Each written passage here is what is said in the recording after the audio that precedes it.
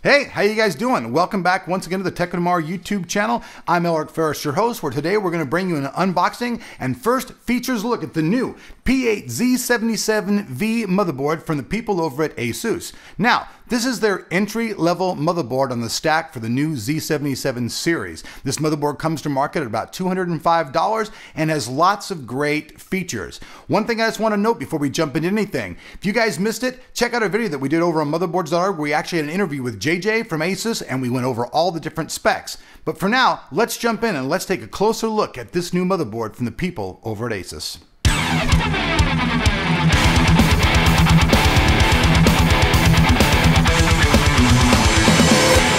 Alright folks, like for every good unboxing, we start off with, hey, a box.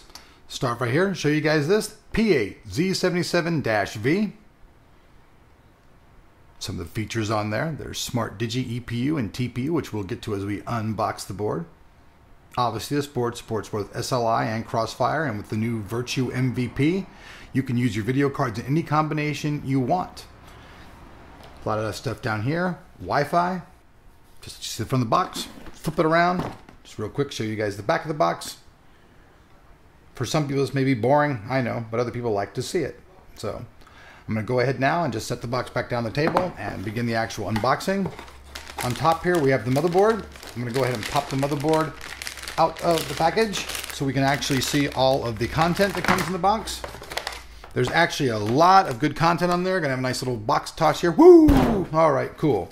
So, I'm going to start off with, this is a little Wi-Fi to go. Every one of the motherboards in ASUS's new stack for the Z77 includes Wi-Fi to go. Now this is a really cool feature. This allows you to actually transfer all of your files and operate from one PC to another. So you can actually take all the music from one PC or a movie and play it onto your laptop in another room. It's really cool stuff. That's piece number one. Then we've got two SATA cables. Go ahead and set those down. We have the rear I/O. Here are our quick connect. These go from all your wiring from your case onto your motherboard. Make it nice and simple to connect everything. Then we have the Crossfire cable. Here's the wireless antenna. This goes to that little Wi-Fi to go thing. This is the antenna that helps you pick up all your signals. Set that down. This is the Wi-Fi to go, Fan Expert 2, network control, USB charger. Fan Expert 2 is a really cool feature, allows you to custom control all of your fans in real time, whether in the BIOS or in the Windows operation. Network eye control. This is a new feature that features on the Intel network LAN. It allows you to custom configure all your LAN features. You can prioritize it. USB Charger 3 allows you to quickly charge all of your stuff through the USB on the motherboard or through your case if you hook it up that way. Set that up, give lots of good explanations there. Just version 1.4 3D HDMI. You guys know that HDMI provides both video and audio signals. Then once again, we have a Wi-Fi to go card. There's a little card we showed you. This is the installation guide. The user's manual. And obviously inside here should be the driver CD. Voila. We have the driver CD and the case badge right there. This would be the bundles page and a review or the content. Now let's move on to the motherboard. Let me go ahead and pop this thing out. Go ahead and set this down right off the bat. You guys can see this is a standard ATX form factor motherboard. And I'm going to do this a little different than I do most motherboard reviews. I'm going to start out with the rear I/O this time. We're going to do something a little different. Here we see a combination port. This is legacy keyboard and mouse. Remember, this is the entry level motherboard of the new ASUS line. So this board has legacy ports. It also features a standard VGA port. Now, before I thought this was a cheap way to do it, but actually this is part of APAC. APAC is for all the Asian countries, and for those countries that want to meet the APAC standard, you have to have one of these because those people still have those type of monitors. Here we have the USB 3.0. These USB 3.0 ports actually contain higher wattage on them for charging your devices. Previous generations only allowed you to charge Apple stuff. New generation stuff allows you to charge PC and Apple stuff. Then we've got a couple standard USB ports next to that.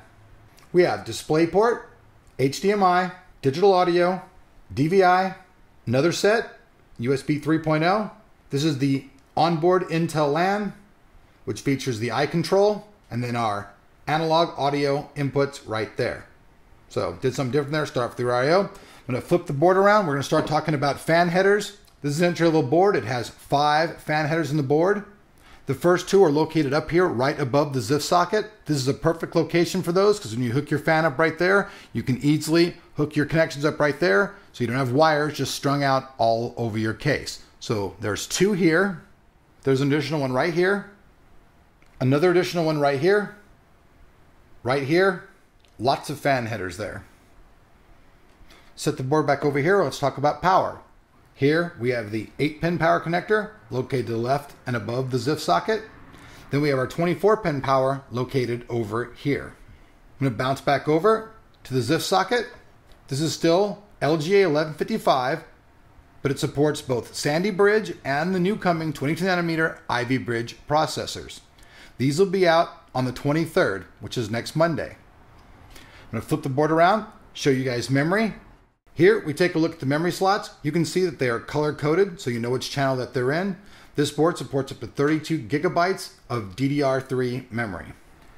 Flip right over here. Right here we see the Mem OK button. Now the Mem OK button has actually a couple different features. The Mem OK button can be used to, if you set memory in your board and it's just clocked too high, you hit the Mem OK button, it actually makes your motherboard go. But something that people don't often realize is that this button also allows you in the overclocking environment to just go ahead and hit this button. It'll clear your settings. So you wouldn't have to go back and reset everything in your BIOS. This would just clear those settings. You'd still maintain all of the other settings other than the overclocking ones. It's pretty good. Then we have the Digi Vram.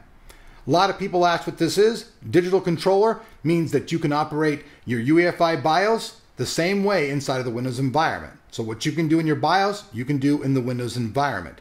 There are actually 2 switches on here also, the EPU and the TPU. These 2 switches right here are your EPU and TPU switches. Now a lot of people just want a simple answer. Okay, the TPU basically is an instant overclock button. You want to have superior overclocking, you just click that button on and away you go. Now if you're a user who uses the board in standard mode and you just want to save electricity, then you want to use the EPU switch. Pretty cool stuff. Next, let's talk about USB headers, external ones that is. Here on the bottom, we can see 1, 2, 3, 4 USB connectors. Now, these connectors also have superior ESD.